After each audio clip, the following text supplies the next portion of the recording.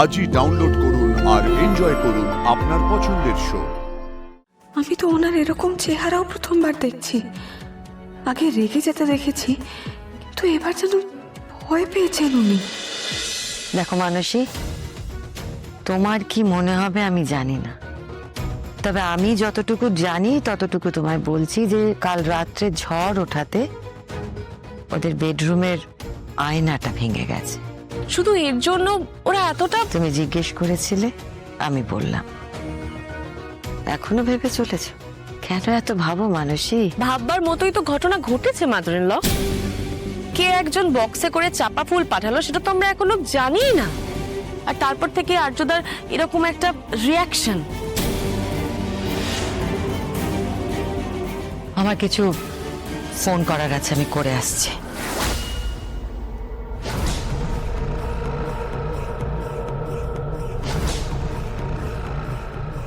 আমি জানি মাদার-ইন-ল, আপনি কখনোই কোনো কিছু আমাকে খুলে বলবেন না। তাই এবার আমি সব কথা অপর্ণার পেট থেকেই বের করব।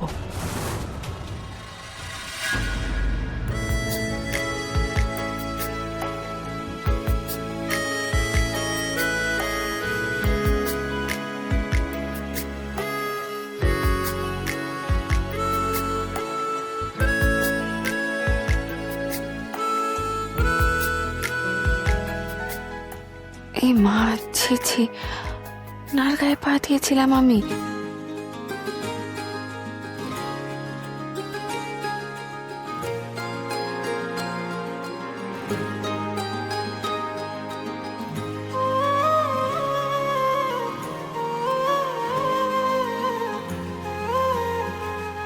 আমি আপনার ঘুম ভাঙাতে চাইনি, তাও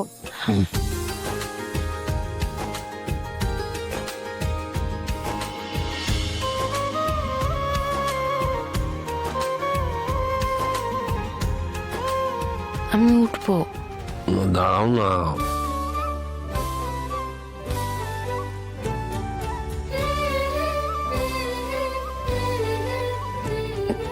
না, উঠতে হবে না। আরে আরো করে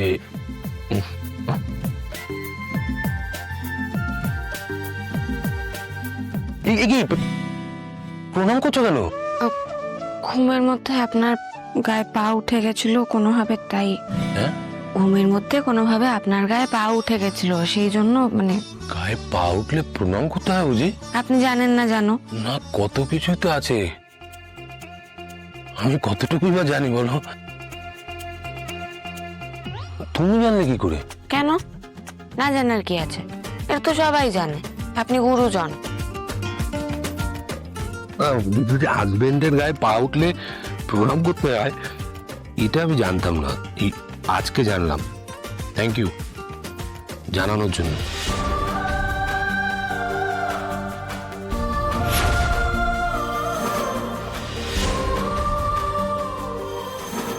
উনি কি আপনার সমবয়সী ছিলেন? কে? কাল রাত্রিবেলা আপনি যার কাছে গিয়েছিলেন সে, তার কথাই বলছি। কাল রাত্রিবেলা মানে আমি তো কারোর কাছে যাইনি। তুমি কার কথা বলছো? আমি কার ঘরে গিয়েছিলাম আমি বুঝতে পারছি না।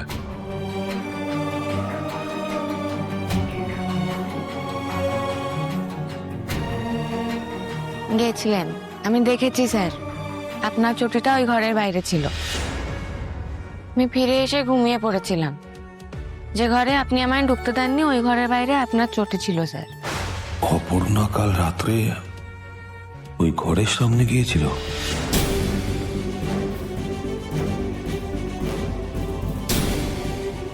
আপনি তাকে ভুলতে পারেননি না? কি বলছো বলো তপন? না, হঠাৎ এইসব কথা কেন বলছো? কি আপনি ভাববেন না স্যার, আমি পারবো। আমি ওনার মতন হওয়ার চেষ্টা করব। না, কোনো দরকার নেই। তুমি কারোর মতো হওয়ার চেষ্টা করবে না। কি হয়েছে? আপনি এরকম করছেন কেন স্যার? না না, তুমি কি এসব কথা কি বলছো? তুমি আপনি এরকম করছেন কেন? কি এগুলো প্লিজ কখনো বলবে না। অন্যের মতো হওয়ার দরকার নেই, তুমি যেমন তেমনটা থাকবে। আমি তো বুঝতে পারছি না এই কথাগুলো কেন বলছো তুমি। তুমি কেউ কিছু বললে তুমি কানেই নেবে না। অন্যের মতো হওয়ার দরকার নেই, তুমি নিজেরটা করবে। তুমি এই কথাগুলো বলো না। কেন অন্যের মতো হবে তুমি? তোমার একটা নিজস্বতা আছে, তুমি সেই রকম ভাবে কাজ করবে। তুমি কেন এগুলো করছো? উনি এরকম কেন করছেন? আমি তো ওনার এরকম চেহারাও প্রথমবার দেখছি। আগে রেগে যেতে দেখেছি, কিন্তু এবার যেন ভয় পেয়েছেন উনি। সেই কথাগুলো বলো না প্লিজ।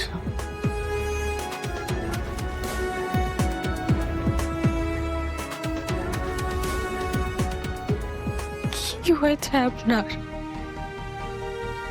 আপনি কেন করছেন এরকম?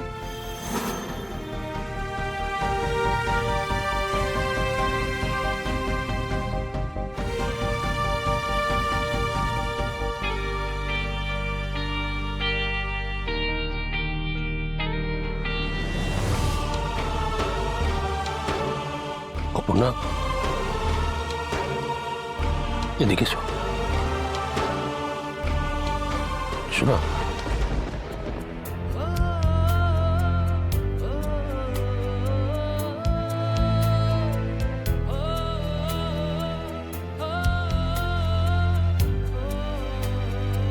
I'm sorry.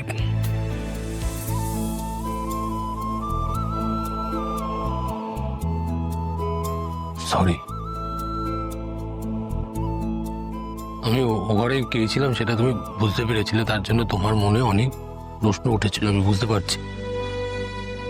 আমি মাঝে মাঝে ও ঘরে যাই, অভ্যেসবশত যাই, আর আমার নিজের সঙ্গে কিছু কথা বলা জরুরি ছিল, তাই গেছিলাম। তুমি এর জন্য মনের মধ্যে কোনো ভুল বোঝাবুঝি রেখো না প্লিজ। আমি তো তার জন্য আপনাকে কিছু বলিনি, কিছুর জন্যই কিছু বলিনি, তবু আপনি ওরম করে কেন? কিন্তু তোমাকে কারোর মতো হতে হবে না, তুমি সেই চেষ্টা করো না প্লিজ। সেটা পারছি। কেন স্যার? আরে কেন মানেটা কি? দুটো মানুষ এক হয় নাকি? দুটো মানুষ সম্পূর্ণ আলাদা। কেন বুঝতে চাইছো না? তুমি তোমার মতো থাকবে, তুমি অন্যের মতো কেন হবে? দেখো আমি তোমার জন্য সব করতে পারি, সব। এই যে আমার সামনে যে মানুষটা দাঁড়িয়ে আছে, আমি এই মানুষটাকে ভালোবেসেছি। তুমি কেন পাল্টে যাবে? তুমি কেন অন্যের মতো হওয়ার চেষ্টা করবে? তুমি আমার কাছে সব থেকে বেশি দামি। তাছাড়া কি? তুমিই তো আমাকে বলেছিলে তুমি কোনো প্রতিযোগিতা ভালোবাসো না, কারোর সঙ্গে কোনো কম্পিটিশন পছন্দ করো না, তাহলে অন্যের মতো হওয়ার চেষ্টা করবে কেন? সে তার জীবন অসমাপ্ত রেখে চলে গেছে, যে জীবনটা নিজের মতো করে বাঁচেনি, তুমি তার মতো হবে কেন? তুমি তোমার জীবনটা তোমার ইচ্ছেগুলোকে পূরণ করবে, তোমার মতো করে বাঁচবে, তুমি অন্যের মতো করে কেন বাঁচবে? এই জন্যই আপনি সবার থেকে আলাদা, সবার থেকে। আরে না, আমি আলাদা কিছু নয়, আমি